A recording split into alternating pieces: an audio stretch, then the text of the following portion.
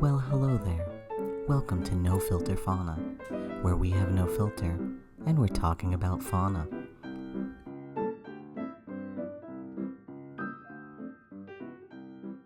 Oh my god, here we are. Hello, Amber. Here we are. It's happening. All right. Well, I guess I'll introduce us. I'm Amber Lea.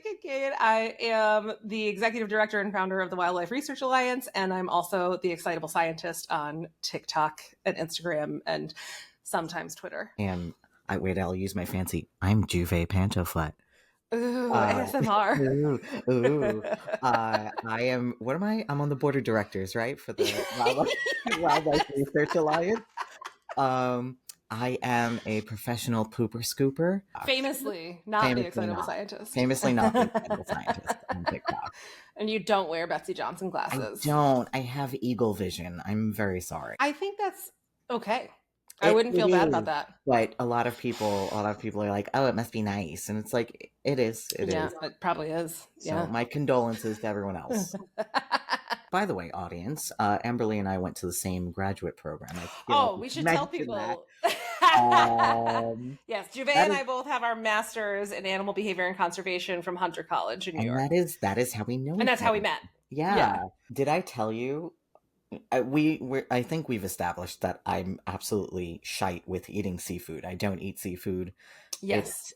I'm ashamed to my Italian and Caribbean heritage. I was going to say, I think our listeners need to know that you are island through and through. I am island, Sicilian on one side, Aruban on the other. Yes. And I shame my ancestors, but sure.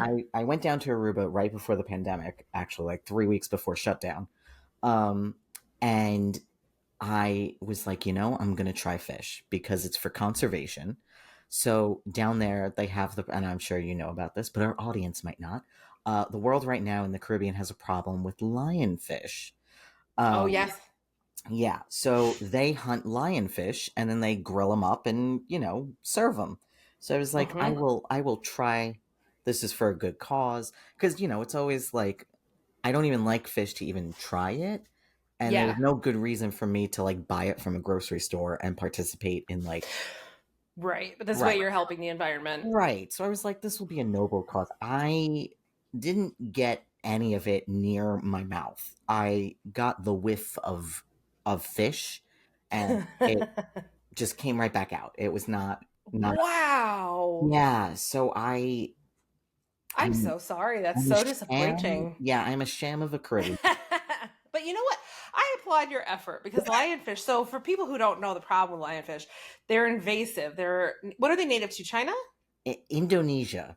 Indonesia. Okay, so lionfish are native to Indonesia, and I saw a presentation at one point that said that they had genetically sequenced the lionfish that are in like the Caribbean and the Atlantic and the Gulf of Mexico, and traced them back. They think there were 6 individuals that were released somewhere on the east coast of the United States. My goodness. And now they are decimating the environment. And they have no natural predators here. And they're just eating everything and reproducing. And they're a humongous problem. So I commend you for trying in the name of conservation to eat lionfish. Thank you. Yeah. What were we supposed to be talking about today? So we will have to discuss about what we're going to call the podcast, but our first episode is on Charlotte the Stingray, which has taken over TikTok, at least the side of TikTok that I'm on. Charlotte the Stingray. So I know nothing about this. Yeah, I was going to say, why don't you start by telling us what you've heard? I know that there was a stingray, and she is supposedly pregnant, by way of sharks. Okay. And that's about all I know. And the audience, I have a degree in biology, undergrad, and then the master's in animal behavior and conservation.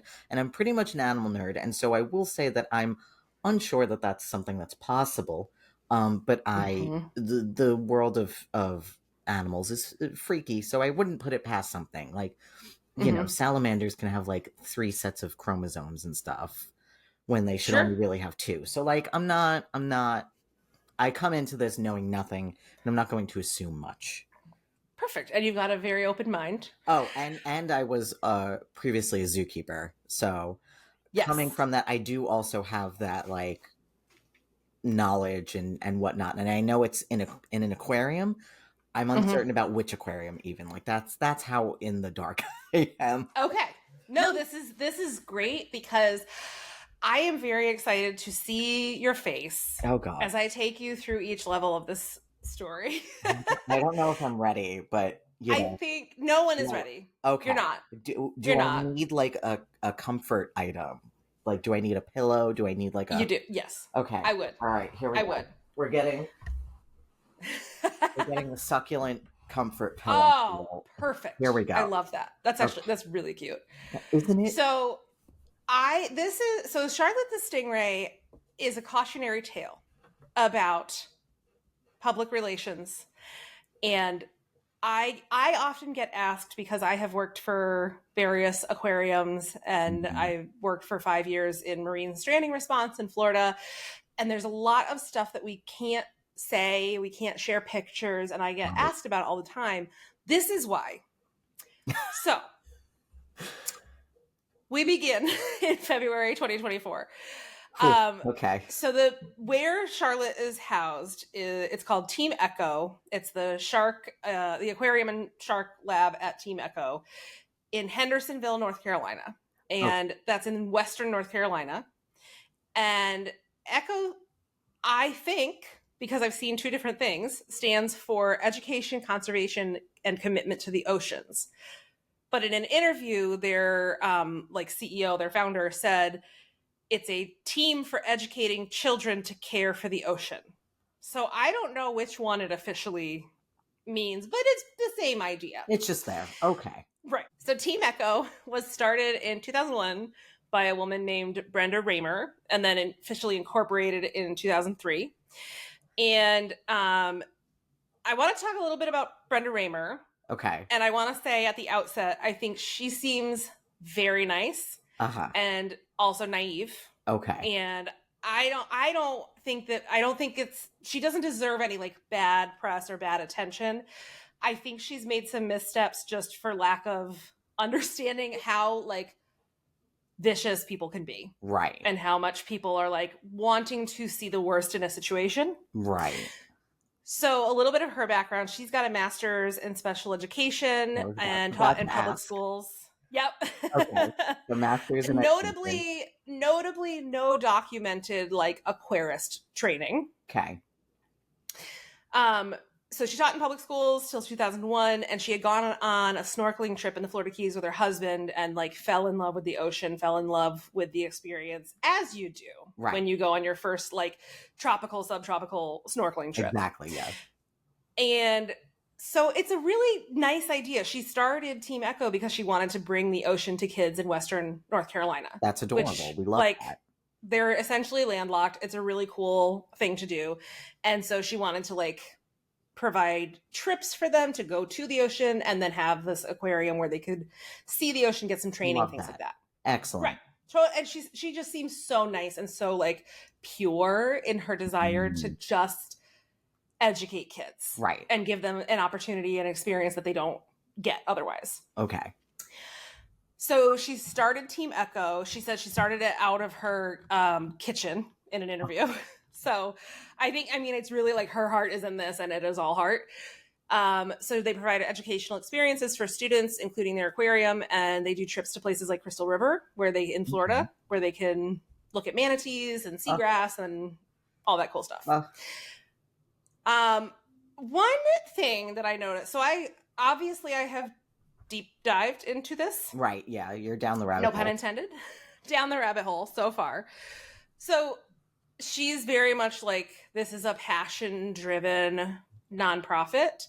As near as I can tell, she maybe gets somebody gets some salary money, but like it's all volunteer aside from like a little bit of salary every year. And the salary is like a recent thing. So I look up her 990s, which are your tax filings for a nonprofit. Okay. And so in recent years, there's been like $20,000 or $30,000 going to salary, but like it doesn't say who that goes to, if it's her or someone else. So most of like if you were to walk into the Team Echo aquarium, it's mostly student interns and volunteers as young as 10 years old. So it's like kids It's doing, teaching like, kids. kids are the docents. Yeah. So I'm gonna stop you there. So for the audience, just with my background, so this is a non-AZA accredited then institution, Correct. and I will relay to the audience how I know that, because nobody's paid, Yep. and we have kids working as young as 10. Um, Yep. so, and not that you need to be an AZA accredited institution.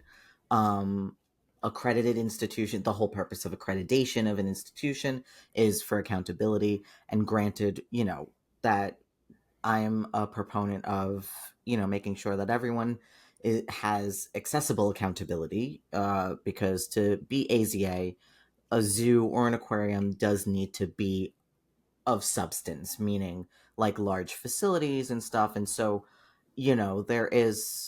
there are places that have like non-releasable wildlife or that are on the smaller side that really can't do the same things and apply in the same places. So I'm not saying that all non-accredited places are bad, but it is a caution flag, a beige flag, if we will.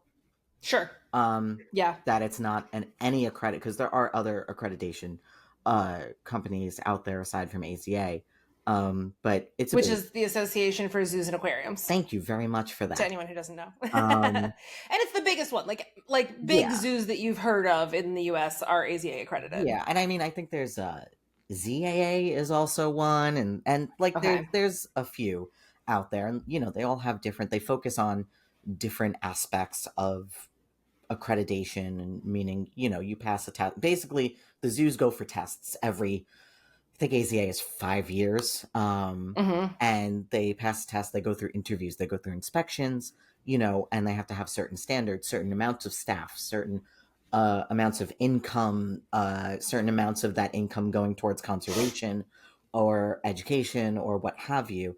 And so, if you're not a big enough institution, like you're not going to be able to do that. Right. So that's what an accreditation does. Basically, it says like it's like a master's degree. Basically, I've done a certain amount Mm-hmm. of training, I'm at a certain level, and for me to continue to have this accreditation, I need to be in a certain standing. Yes. So just right there is a beige flag for me, but please do continue Yes. about this. Yeah.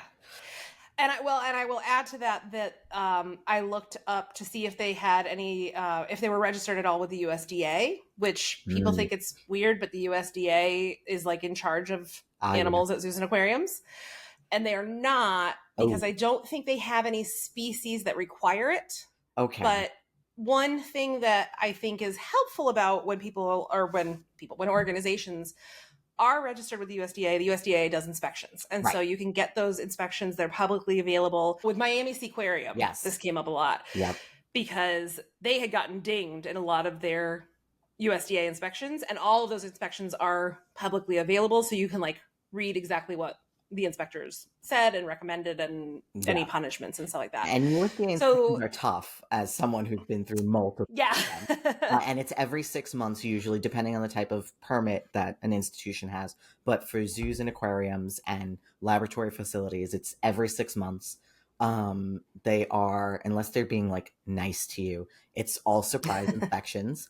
Yep. They might be nice enough to give you a range at when they're coming, but otherwise, it's, and if something happens, like if someone puts in a report or a complaint or whatever, they'll show up. They're Mm-hmm. required at the very least to do 2 inspections, but they could do as many basically as they want, Yeah. or feel is necessary. So that's alarming that they're not, USDA on the Right. books with USDA. Right. Because the point of it is to have a third party that's neutral, that has the animals' health and welfare at heart. Right. And so, you can trust that people are taking good care of their animals, but this is a way to, like, on paper, objectively, Right. the government says you're doing a good job or you're not. And for those So I had people tried. who might be saying like, "Oh, well, there's problems with USDA too." Yes, there are. I'm not Oh, saying, sure. Of course. but it is also an avenue for the public to complain about it, and Right. an avenue. So I think that's also important to mention. That we're Mhm. not saying like USDA or any government agency is not above critique. The best. Best government's my favorite. The favorite. So things are not above critique, but it is an avenue for the public to be able to have an an arm in or a weapon, if you will, for change and for the betterment of the animals. And like a safeguard for the animals that are under the purview. Yes. So I found this out because I was looking to see if there were any inspections that I could see about like Charlotte or any of their animals. There aren't. So it's not that they're not following any laws. It's just they're not subject to it. But it is, again, it's like it's an additional thing that isn't there. Right. So maybe another soft pink flag. So, yeah, that goes from a beige flag to a soft pink flag at the very least. Yeah. And so then this has nothing to do with how they care for their animals, but it is interesting and I think speaks to maybe some of the naivete. Okay. So I deep dived, I looked up about like their past, a bunch of 990s, which shows their like profits and losses. And they netted losses in 2012, 2014, 2015, and then every year from 2018 through 2022. Oof. Which is like 2020, let's give everyone a pass. Right. Because like you're not taking in ticket sales and stuff. And they probably, I don't think they were able to do a lot of like the programs for school kids and stuff. But at a certain point, they were founded in 2023. So they're 20 years old or 20. They were founded in 2003. So they're 20 years old. We could do math. Thank you. We have degrees in psychology. And so at a certain point, you should be at a place where you have figured out to most of the time be in the black. Yeah. And they are zero at net fairly zero. Frequently in the red. Okay. And so currently, as of their 2022 990, and again, I'm not trying to be like creepy, like I've looked into their financials, but again, I think it speaks to the leadership and how a place is being run. They're currently over $80,000 in debt. Oof. Which, as a nonprofit founder myself, makes me nauseous. Right. Like, I'll never be there. I was told when I started the Wildlife Research Alliance, give it 3 years, and if you're not able to make a living after 3 years and be like paying for programs and stuff, like either seriously reevaluate or throw in the towel. Right, it's not the thing. Right. So 20 years in, they're this much in debt. Concerns me a little bit, just as far as like, I would venture a guess that a lot of the debt is they are putting in more resources than they have to animal care. Yeah. Which is great that the animals are getting care, but you have to be realistic with what you can do and what you can fund and long term. Aquarists and taking care of any aquatic species is hell in a handbasket. Like it is such an investment because the water systems, and I'm sure they're doing salt water, which is even more so, buying your salt and making sure that you have all of the sumps running and the filtration. And I can only imagine the bill. Yeah. And she actually I read an interview with her, which I'll post, by the way, all my sources in the show notes. Please do. Yes. So everybody can dive deeper if they would like to and make sure I didn't mess any of this up. But there was an interview with her a while back where like she had a bad feeling early morning and came into the aquarium and like the water tank of the unit above them had broken and there was just water everywhere. Oof. And of course got into the tanks, messed up the water quality, like absolute nightmare. And there was like an insurance, like somebody kind of secretly got rid of the water tank before the insurance company could assess. And so they couldn't find negligence. So the insurance company wasn't paying. It was a whole thing. I really feel for this woman. And so like things like that will put you in debt for sure. Yeah. Yeah. And this is where I think maybe, I don't know if she knew what she was getting herself into deciding to open an aquarium, because even having a personal aquarium at home is more work than most people can even begin to imagine. Yep. As you know. Yep. As I do know. Yeah.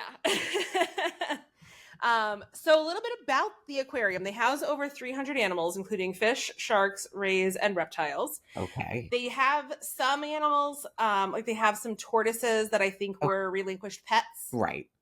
So they're doing good. Right. But they have a lot of animals. 300 animals is a lot. Yeah. And then so the interesting thing is, so I said they have volunteers and interns as young as 10. And as near as I can tell, there's no contracted or staff vet. I'm honestly not sure. I can't find anything about what kind of veterinary care any of these animals get and how regular or routine it is. It might be I don't even. Yeah, I can't even speculate. Like it might be something that if someone out there were to dig a little deeper in USDA files, they could possibly find who the attending veterinarian or consulting veterinarian is. But I'm right. Not sure. That's a little bit above my pay grade. Yeah. And that's another thing where I don't know if they even are required to have one. Right. In this situation. Hark. A girlfriend calls. Okay, we are back. Jouvay has had a change of scenery. Very exciting. So we were talking about just kind of the maybe poor organization of the Team Echo aquarium. Right. And one thing I think is interesting, and again, there's nothing inherently wrong with this. It just speaks to the naivete. They mention these partnerships that they have with other institutions, but it's not clear what that means. So it says that they have partnerships with UA Biosphere 2, the St. Augustine Aquarium, Riverbank Zoo, Odyssey Aquarium, Florida Aquarium, and the North Carolina State College of Veterinary Medicine. But it doesn't say in what capacity. It may just be that they've done programs at all of these places with their kids. So it's not clear. And there's mention on their website about data from their bamboo sharks being used in a publication, but the publication doesn't acknowledge them, which is either a big faux pas on the part of the publication or their data was not useful. So it feels like somebody who is very interested in the idea of science, but hasn't maybe quite grasped how to do science, right? Which again is fine, but you have to, if you're going to have a public facing anything, you have to have a more solid understanding of the components that go into it that the public will be concerned with. I don't even know what's happened here, and I'm already having secondhand anxiety for this woman. Which brings me to the Charlotte timeline. Okay. So Charlotte is a California round stingray, and so she's total cutie pie. Okay. What's her genus? It's in the genus Urobatus because I talked to my vet friend, who I won't name here because he is not consented to be part of this podcast. And he was saying they're very similar to yellow stingrays, which are Urobatus. Okay. Yeah. So Charlotte is in the genus Urobatus, which doesn't really matter a whole lot, except for I will talk a little bit about yellow stingrays because some studies have been done in yellow stingrays that haven't been done in round stingrays. Also we're pedantic nerds, and so we need to know these things, right? 100%. Yeah. So on February 6, 2024, they announced that Team Echo announced that Charlotte was pregnant. The interesting thing about this is that she has never been housed with a male ray. Okay. And she is housed with 2 male bamboo sharks. Okay. And so there were 2 theories being floated. One was that the bamboo sharks had mated with her, and the other was parthenogenesis. Okay. Also pronounced parthenogenesis. Okay. I'm going to say parthenogenesis because that's easier and sounds better to me. Right. I am just fully on the parthenogenesis side of things. Thank you. You know how people are with our... Right. I also... Urobatus probably isn't even the right way to say that. Right. I say instead of niche, so here we are. So... Oh, I say niche, but just because it sounds fancy. Right. It does sound fancy. And I think I'm too much a New Yorker. I looked at that and was like, oh, it's a niche. It's a niche. you know. Yeah. So it's parthenogenesis. Here we are. It's parthenogenesis. And so parthenogenesis is basically where a female elasmobranch, which is the class that are, oh, you know what we should do? Let's go over. Yeah, please. What is an We all learned in school. We're about to learn that we, in fact, did not learn all the same things in school. King Philip came over for good soup. That is what I learned. That's what you learned? People learned all kinds of... What did you learn? Kings play chess on fat guys' stomachs. What? That is so wildly different. That is so what was yours? Wait, no, go It was King Philip came over for good soup. Caitlin.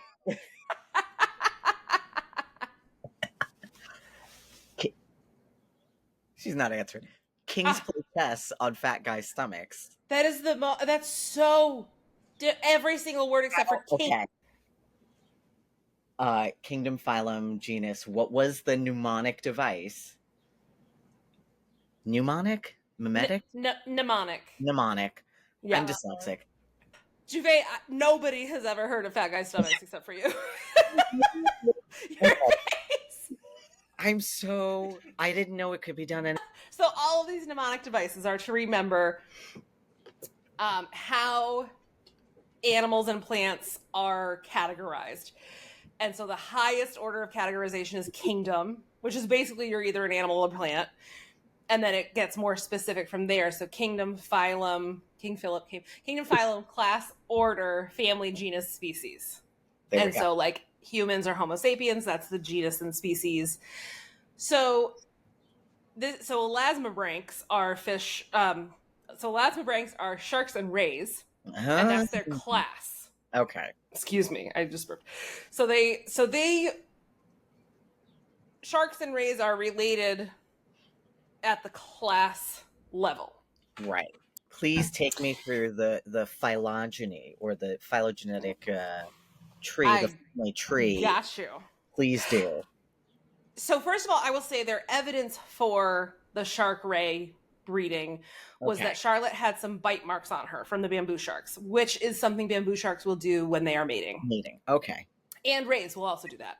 Right.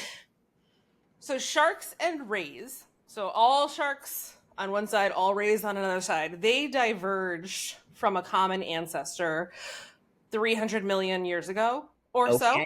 All right. And to give kind of context for whether or not it would be unusual for something that diverged that long ago to breed, humans and chimpanzees diverged between 5 and 13 million years ago. Okay. So I'm going to ask another one because hybridization. What about lions and tigers? Do we know how long ago? Lions and tigers, I don't know how many millions of years ago, but they are of the same genus. Okay. So they are much more closely related than even humans and chimps. Right. So audience, the reason I'm asking is because lions and tigers can interbreed. They are normally, however, in different regions, or they occupy different ecological niches instead of niches. Because niches. The ancestor of the lion, leopard, and jaguar split from other big cats, which would then include tigers, around 3.8 to 4.3 million years ago. Right. So that's so fairly still so closer than humans and chimps. Yeah. Right. Yeah. Okay. And again, they're still in the same genus. Right. Which usually gets you closer and right. Okay. Or like horses. So a horse and a donkey can breed and they make a mule, which is sterile. Right. And all of those are part of the genus Equus. So right. So we're going from genus, before that is family, before that is order, and then class, and that's how far back sharks and rays are related. Okay. Yeah. So it would be like the equivalent of a human mating with any other non-primate mammal. Mm-hmm. So like a human mating with a lion or a tiger. Right. So that's like how unlikely it is. Okay. Not theoretically impossible, but unbelievably unlikely. Right. Parthenogenesis is not crazy common, but way more common than that, like way Yeah. more likely than that. Yeah. And it tends to happen in rays and sharks who are in human care. There is one case documented of a wild ray Mhm. doing parthenogenesis, but in most cases it's under human care or captivity, whatever you want to call it. Right. And if as far as I'm aware, parthenogenesis is more common in reptiles and fish, correct? Like Yes. so Yeah. and So it can I does. use We don't know exactly why parthenogenesis happens. Some theories are just like a female ray or shark or whatever is doing it is of mating age, doesn't have a mate, and just does it on her own. It right. could be some sort of pressure. It could be some sort of hormone thing. We're not totally sure because it's rare enough that it's not like this always happens when this other thing happens. Right. And for viewers at home or listeners at home, the most famous example of parthenogenic animals is the whiptail lizards of I think Mexico. Um, Ooh, I didn't know that. yeah, I believe it's Mexico. I mean, you could double check me on that. But I don't feel like googling it. I Uh, won't. Yeah, I don't care. and I'm pretty sure it's a whiptail species. And generally, it's thought that when an animal has it, whether it's in a very extreme climate or there's a difficult terrain, something that prevents animals from easily bumping into each other, that's when you get parthenogenesis as a survival strategy. Um, because I may not actually meet a mate to be able to, reproduce. Mm-hmm. So I got to do it myself, kind of thing. And this is So, different from self fertilization.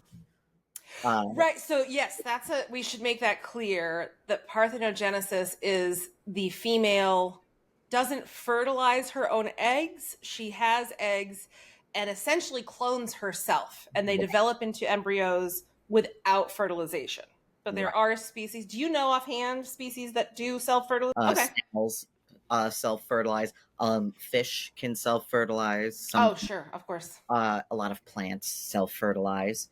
Yep.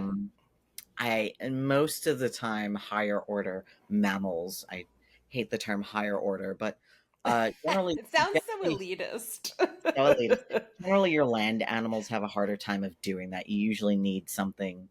Either you don't have bones, or like you're slimy yourself, or you live in like a slimy environment.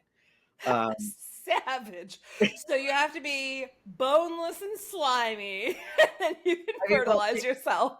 so self fertilization. Most of the things are in the water. That are Yes. so you need a medium, and it's Mm-hmm. a little hard to self fertilize if you've got bones in the way. Sure. Yeah. Just seems No, to that be makes the sense. thing. Yeah. So viewers at home, if you're slimy, you can self fertilize. Maybe that's a rule. But Who you knows? have to have no bones. No bones. So No bones day. All the no time. bones If you're day. self fertile. Oh, R.I.P. Noodle. R.I.P. I Noodle. love Noodle. R.I.P. Um. So these are the two theories. Now I'm going to show you a clip Okay. from their Facebook announcement or from a news thing where they interviewed. This is Brenda Raymer in this clip. Okay. I want you to give me your reaction after you see this, Okay. based on somebody who works at a zoo, like has done zoo work, has done animal work, has done things where are animals and a public facing component. Okay. Okay. So we're either going to have Partho babies or we're going to have some kind of a potential mixed breed. And we're waiting for Jeff Goldblum to show up because we are Jurassic Park right now. Oof. Oof. That's what that is. So I've been interviewed. I've been on TV, and I can understand like getting carried away and kind of saying things like off the cuff, and especially for people who may not have who may not easily be charismatic, and they kind of get Mm-hmm. nervous and just kind of talk. So Mm-hmm. I'm saying this, that maybe that's where she's coming from with this. Mm-hmm. Um but it's definitely someone who is not scientifically oriented. Mm-hmm. Is one of Yeah. the first things that I noticed is mixed breed. And so for the Yeah. audience at home, when we're talking about wild animals, we don't use breed of things, because a Right. breed is usually something that is um, a domestically bred animal. Yeah. And Um, within the same species, usually. Like yes, breeds of dog are all the same species. yes, and even for the exotic animals like reptiles, will be called a morph, not necessarily a Right. breed. Or a strain even Mm-hmm. of a certain, whatever. So mixed breed is kind of, it would be a hybrid, but it would be a hybrid of two species. Uh, Right.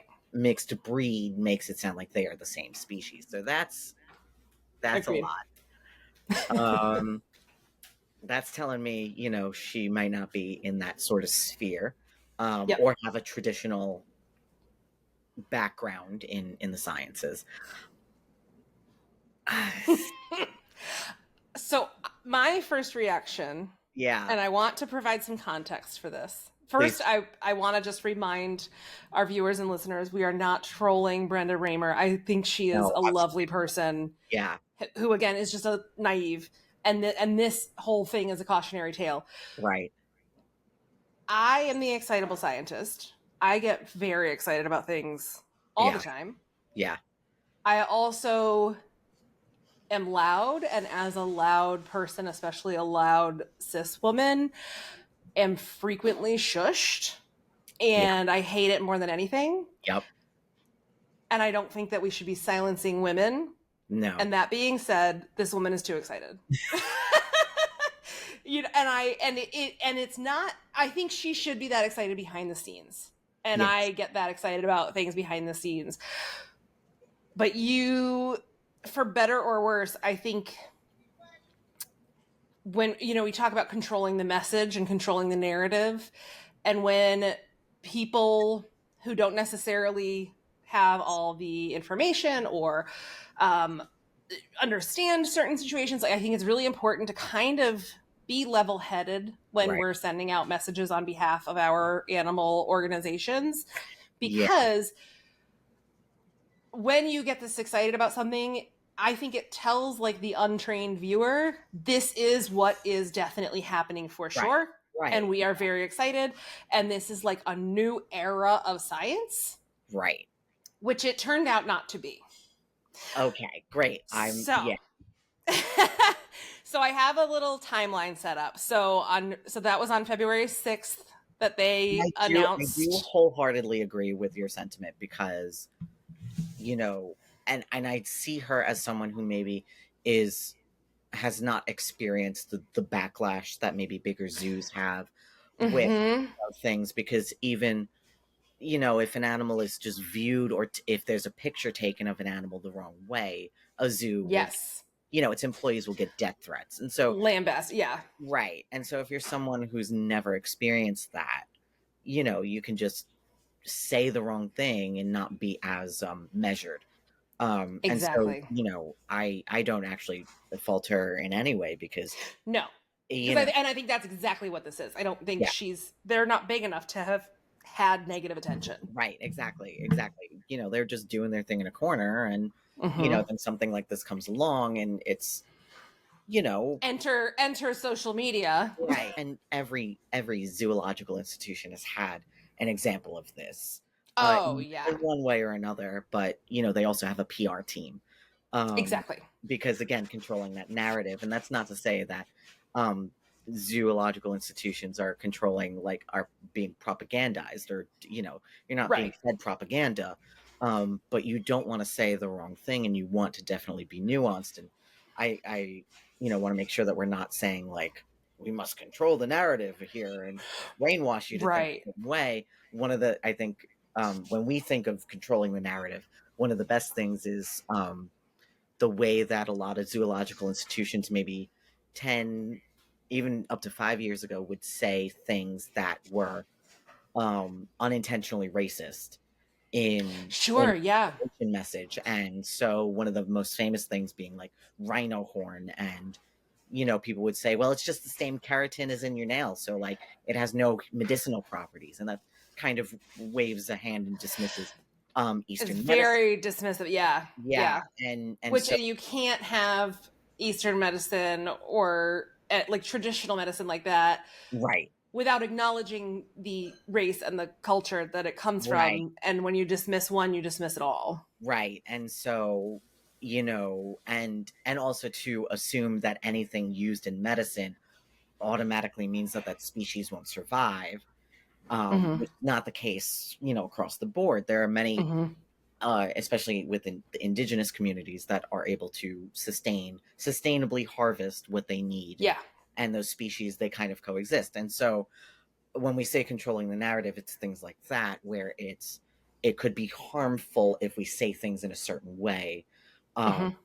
So we control how we say things to be more measured, so that way we aren't dismissing, and we're that I just want to put that out there before people exactly are like, yeah the zoos are controlling narratives, and right. And that's a really good point, because that is what happens is I think people think that zoos are hiding things from them and keeping things from them, when a lot of the time it's just not jumping the gun. So most zoos and aquariums won't tell you if an animal is pregnant until it has the baby. Yeah. And because it's just like humans, a lot of humans, like you're not supposed to announce that you're pregnant until like past your first trimester, because a lot of things can happen.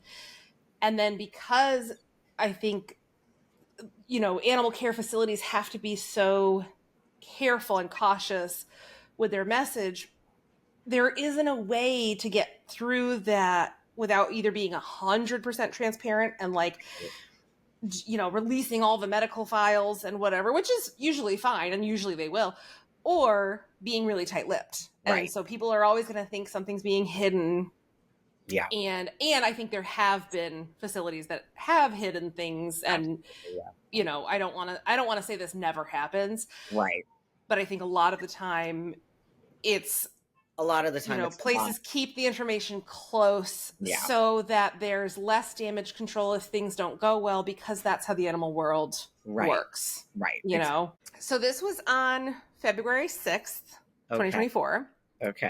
They also announced that they had, they call them supporters.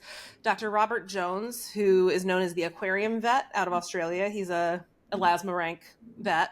Okay. And Becca Campbell, who's a PhD candidate at Arizona State University. Okay. So they said that those two had confirmed the pregnancy. But in most of the posts that I have found from Team Echo, they say they confirmed eggs, the presence of eggs. Okay.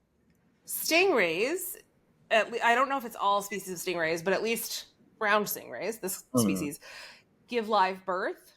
Okay. And so, like humans, when they have eggs present, that doesn't necessarily mean anything more than like a human would have eggs in their ovary. So I did email both of them to try to. I was not going to email poor Brenda, because she doesn't need. No, she doesn't need. She doesn't need me. So I emailed these two and didn't hear back, just to be like, "What did you actually see?" Right. And so then also something to note is, which I'll talk about later, is that there wasn't a vet doing the ultrasound. So these people looked at images of the ultrasound, but the ultrasound was done by Brenda and her staff, her like volunteers. Okay. So on February 8th, they did a Facebook Live with the ultrasound, and it's like two volunteers in the tank with Charlotte. One is holding her, one has the probe, and then Brenda is like reading, quote unquote, reading the images. Okay. And that was the point where she made the Jurassic Park comment. Take it back a little. The University of Florida okay. has one of the country's most renowned veterinary medicine programs. Okay. They don't even give their vet students radiology classes until the second year.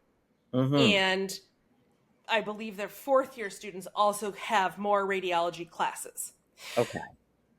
Neither you, nor I, nor Brenda Raymer has any hope of performing and reading an ultrasound successfully. No, and I've witnessed them, and I still don't know what I'm looking at.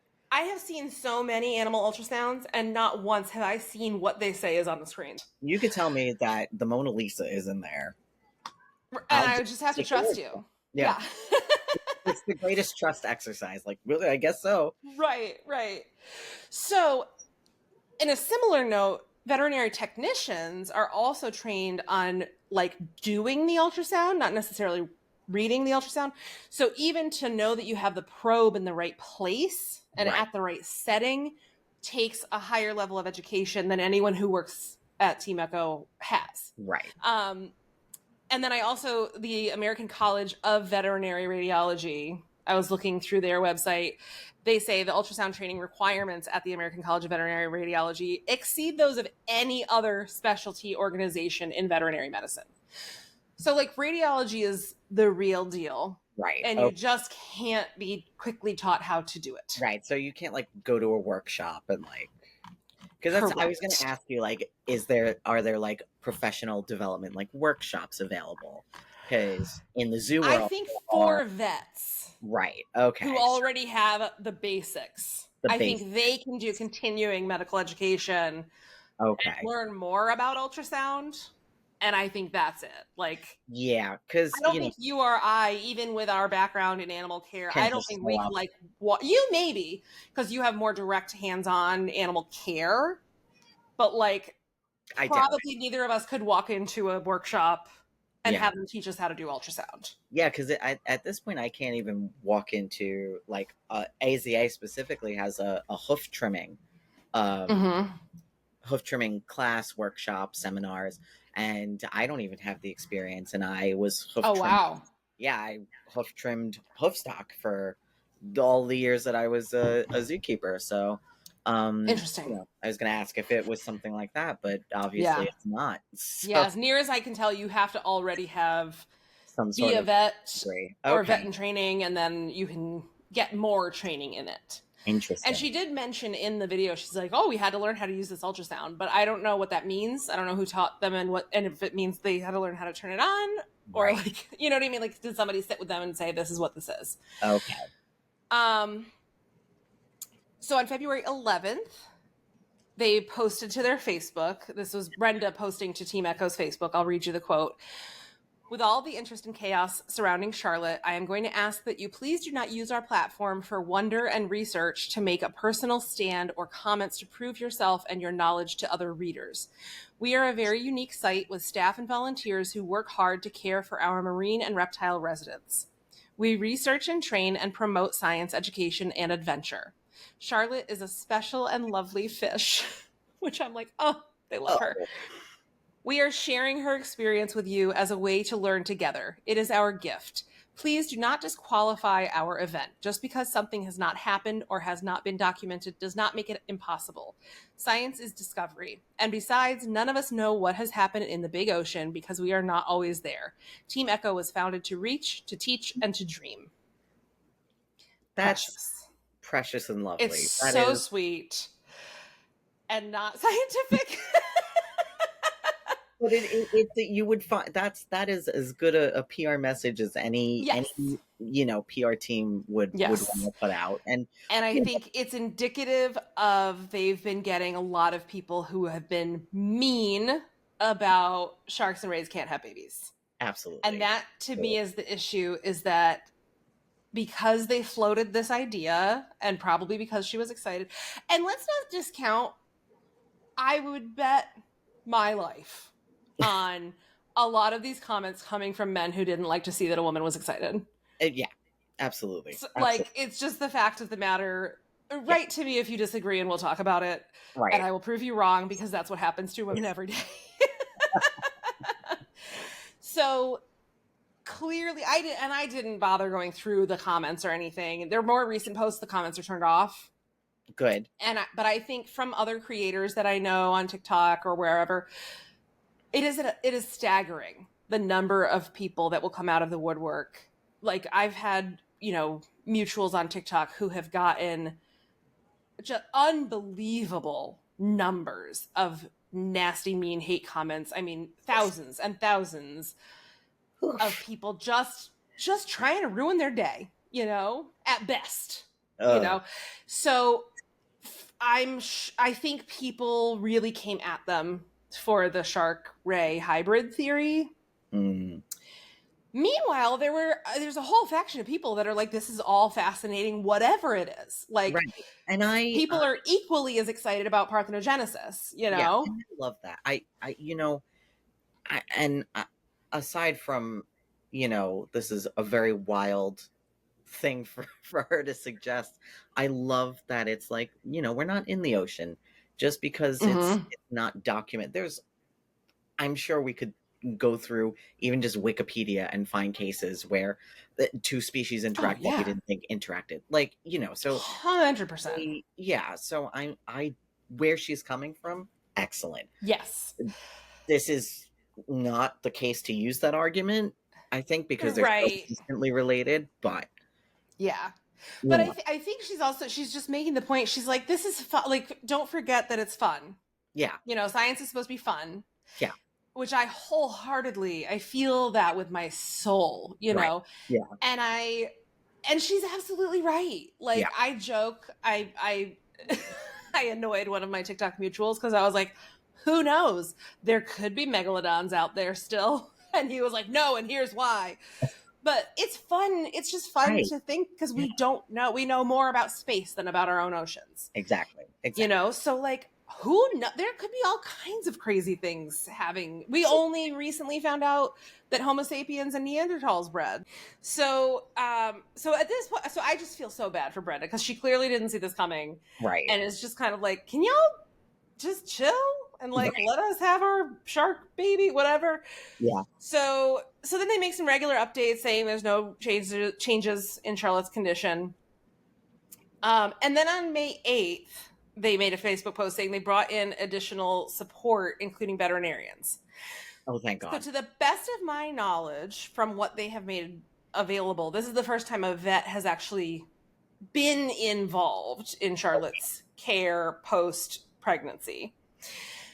And then on May 30th, they make a post. So at this point, they're getting lots of comments of like, why isn't she having the babies yet? Like, because when they announced it in February, it was like any day there will be babies. Right. And then the story kind of like dropped out of people's collective consciousness. And then like around April, people were like, wait, wasn't there supposed to be ray babies and maybe hybrid babies? Like, what's happening? Right. I started getting people messaging me on TikTok like, do you know anything about what's going on? Maybe that's so. How long is gestation for? Great question. Thank you. And actually, let's segue into that before I give you like the kind of final updates. Okay. So how much do you know about stingray reproduction? Not enough, apparently. Excellent. Perfect. Okay. So the coolest thing to me, so I had known that stingrays give live birth. What I didn't know, what I think is very cool, is that stingrays don't have a placenta.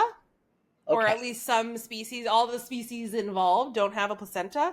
So fetuses are fed on yolk sacs and then later on histotroph, which is like a nutrient-rich liquid, for lack of a very science-y terminology definition. I'm excited to read you this next set of information. I'm ready. Here we go. During late gestation, the maternal uterine epithelium possesses 2 to 3 centimeter long spatulate villiform appendages termed trophonomata. These secrete histotroph, which contains viscous nutrient fluid. 2 to 3 centimeter long spatulate villiform appendages. So this is the trophonomata. Okay. I emailed you when I read this saying, I have just learned the scientific term spatulate. Yes. And I want you to guess what it means. It's not the shape of a spatula, is it? It's the shape of a spatula. It means of a leaf shape, but it means having a broad, rounded apex and a narrow base. It's like a spatula. Scientists are just so creative. So creative. When I read this, I was so excited because I knew that it would give me an opportunity to tell you this story about There's a TikTok creator I follow. He's a physicist, and he's Dr. Blitz on TikTok. And he did a video, I believe, on black holes at one point, and was talking about when things stretch as they're getting closer to black holes and why that happens. And he used the term spaghettification. That's what Monas have done for centuries now. I commented, please tell me spaghettification is more than just it's like spaghetti. And he goes, literally no, LOL. So I feel like in keeping with like the cooking theme, we have spaghettification in physics, we have spatulate in anatomy. And I'm sure it's that like the term spatula, it's probably they both have the same root of being leaf shaped. No, but it's basically they're spatula shaped. There's a whole scientist that was like, you know what, that's a burger flipping appendage. That's what that is. So I've been so excited to share spatulate with you. I'm glad I did not look it up beforehand. Thank you. Me too. Tiny little spatulas in the uterus. So they have little spatulas that secrete the histotroph, which is this like viscous, nutrient-rich fluid. Okay.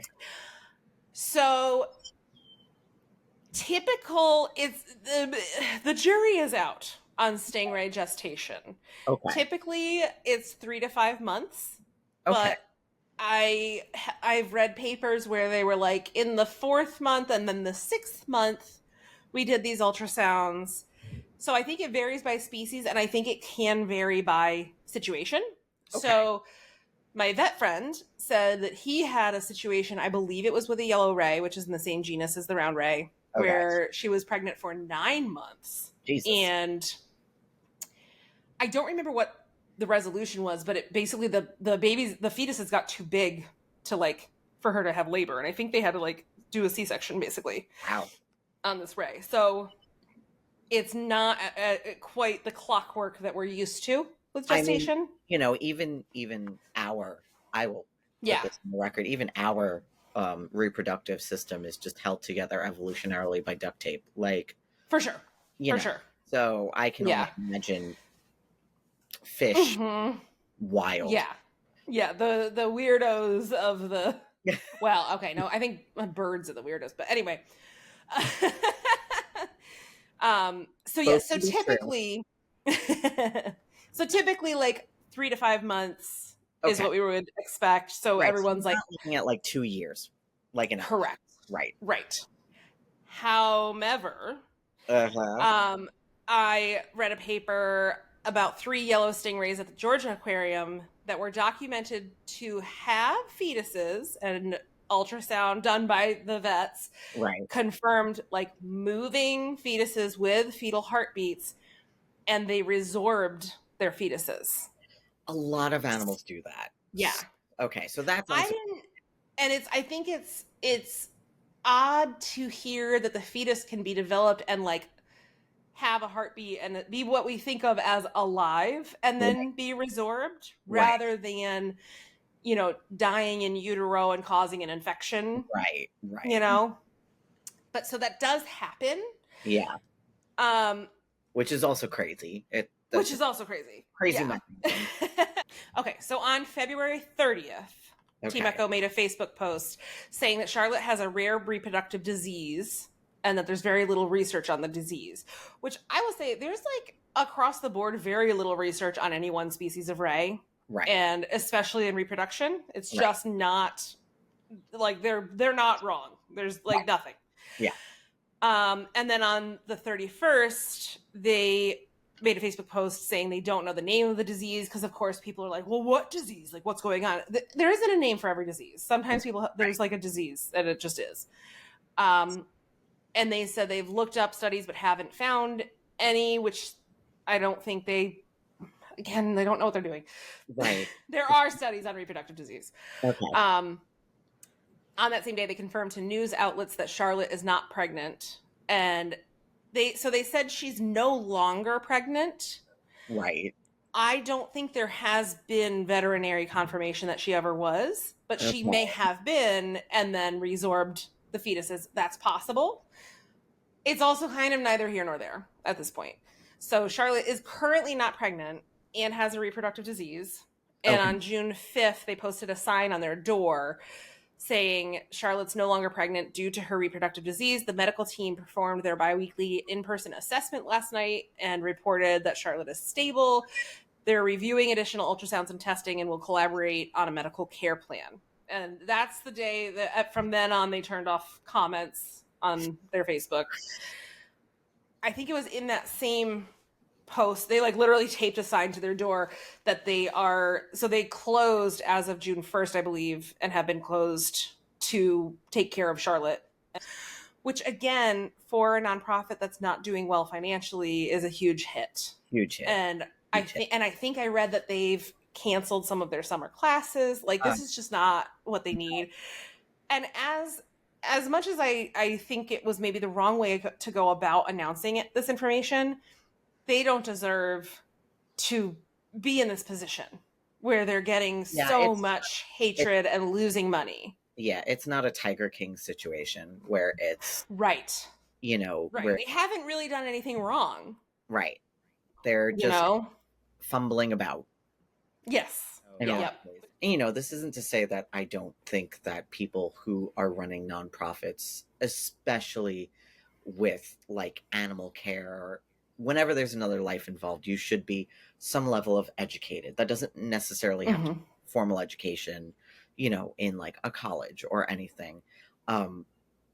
But there should be some background that you have, because I know some people watching will probably be like, well, she's got no right to be educating.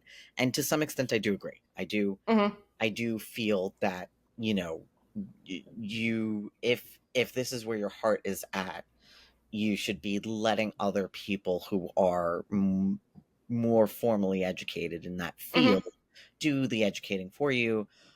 You can start it and then pull people in, invite people in who have that expertise. Agreed. So I do definitely agree that she's kind of has no business doing this in a lot of ways. But yeah, she is, we do need people doing good things in the world and wanting better for the world. So the zest and the zeal is there, and so I appreciate that. The whole thing really sucks that she had no idea what was coming when she when this all started. And to go from being so excited, because either way, if Charlotte was pregnant, it was cool, one way or the other, and she's so excited. And now I just picture her just like crying at night, to her husband, like they're so mean, because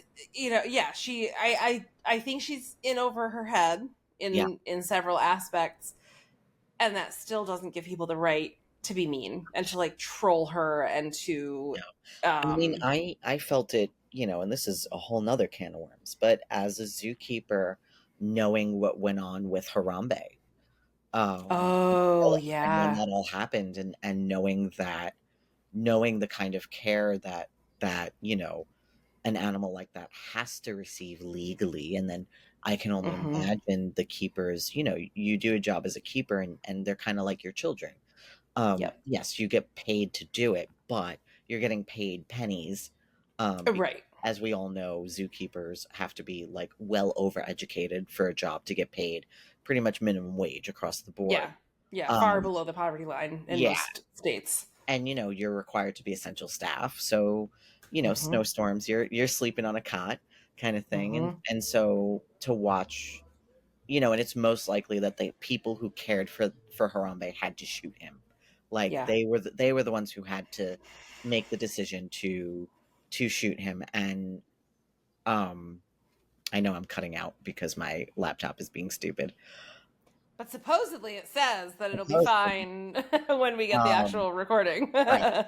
So I know that it was so hard for them to have to make that decision for safety, and then to watch people like make Harambe memes and stuff, and knowing that I can't imagine they go home and don't cry about it.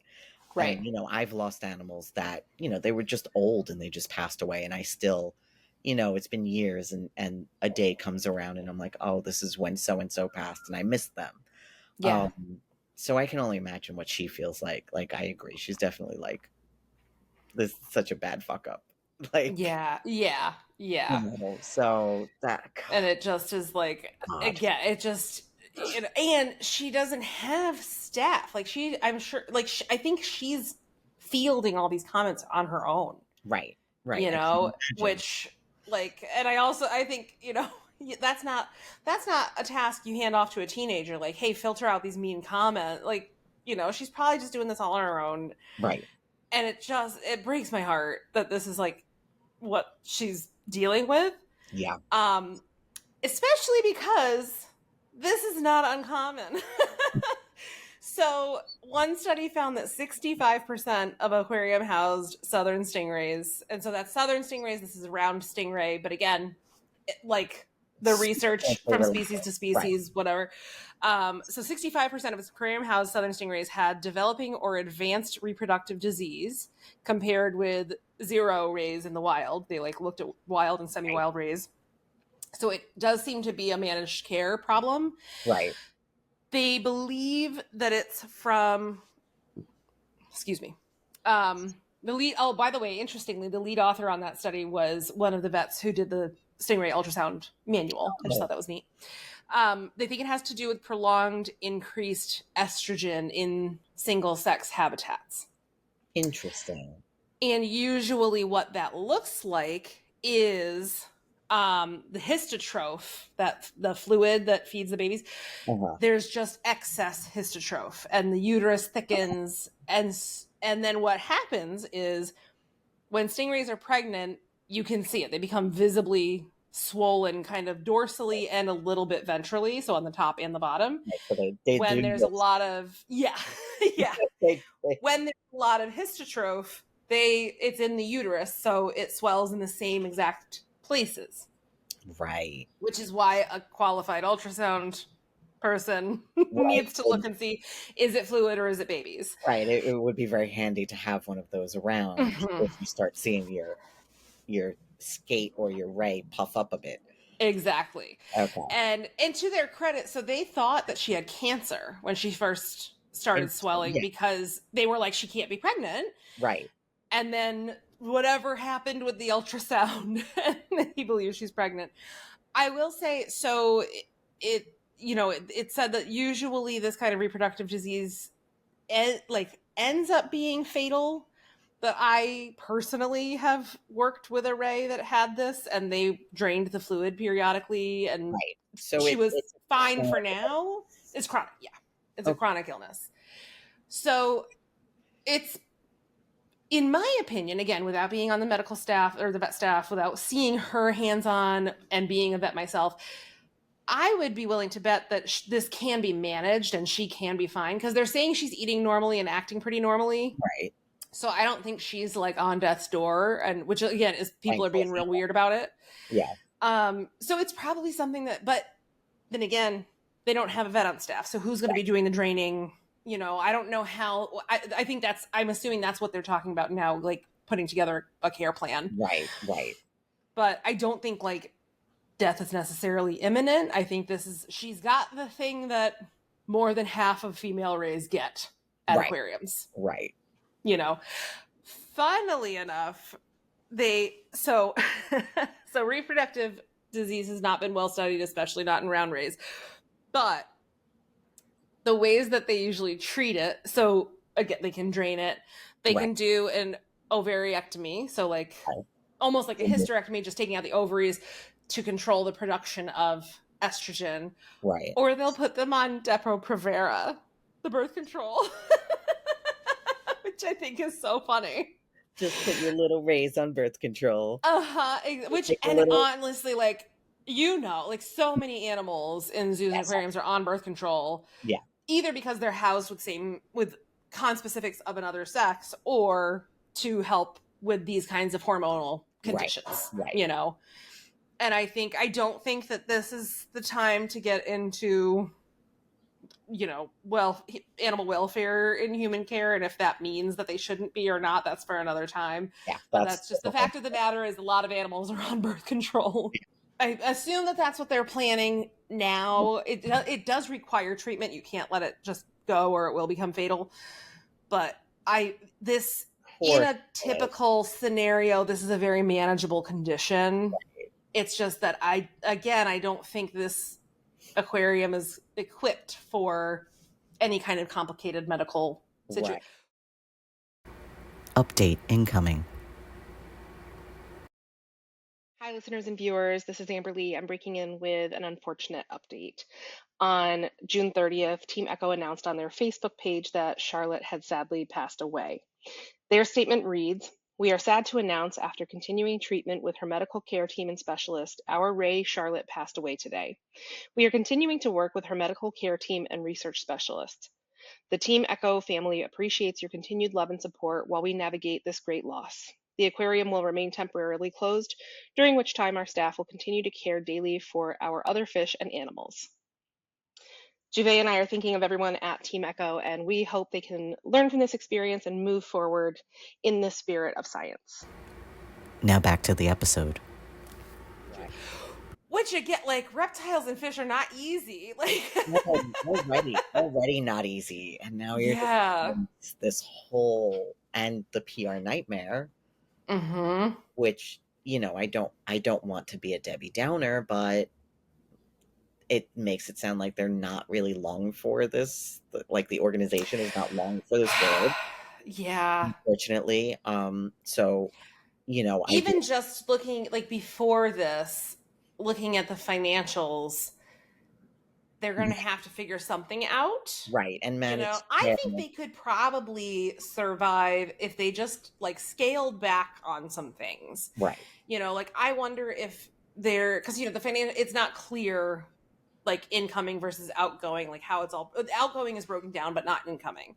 Mm-hmm. And so it's not super clear if, like, maybe they're not charging enough for the programs. And if they're not charging enough for the programs, I'm sure that's because she wants to make it accessible for the kids in the area, which is commendable. But, like, it's not sustainable. Even if you're right, even if your heart is in the right place and it's for a good reason, you're not going to be able to do that forever. Right.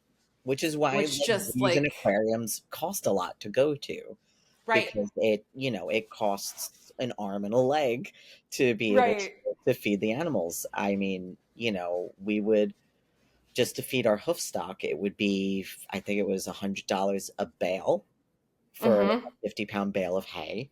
And we would need about 900 bales to be able to provide them with, I think, 6 to 9 months worth of food. Yeah. So, that's a lot of math that I'm not here for at the moment, but it's a lot of money. Yeah, it's a lot of money. And that's what, like, maybe 1% of the zoo population? Maybe not 1%, but because hoof stock is a lot. But the point being that you've only described a tiny part of zoo costs, and people don't think, like, if the zoo owns the land, they've got a mortgage. If they rent the land, they've got rent. You've got electricity. You've got, there's so many moving parts. Lighting. And especially if there's water involved, like an aquarium, and especially if there's salt water involved. I would never. Anybody who's listening to this who has seen TikToktopus understands. The dad who got the octopus, like, he learned the hard way times a million. He did the right thing ultimately. He was the best person for it, but, like, just the number of times he's had to, like, remodel his house because of all the flooding, it's a lot. And I think, similarly. Yeah. It's not something for everyone. It's not something that just anyone can just start and do. It takes a lot. It takes a lot of knowledge. It's a lot of different knowledge from a lot of different places. There's, especially if you're doing any sort of aquatics, you have to understand chemistry, like basic chemistry. You have to understand ecology, like that. It's so much. And it's a 24/7 thing. Like, somebody has to check the water quality every day. And make sure that the tanks are at the right level every day. And feed not all animals eat every day, but, like, there isn't a zoo or aquarium in existence that's at all reputable where they don't have people in every day of the year.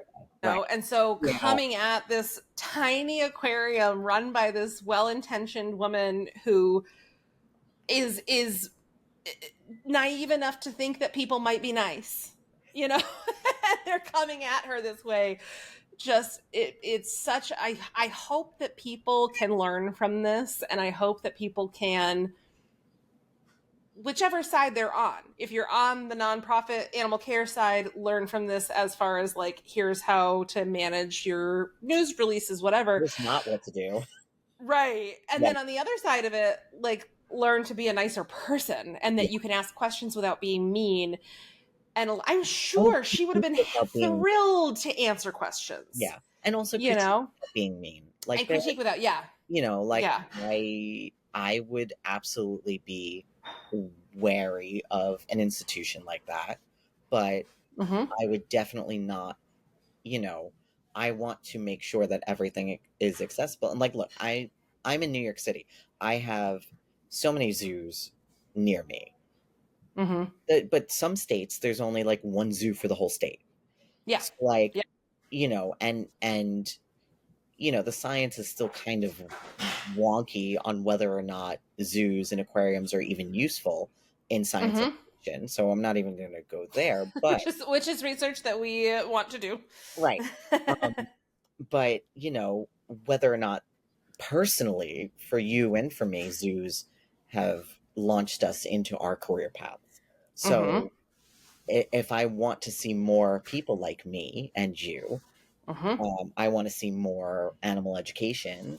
And so I don't want anyone to feel like they can't do that.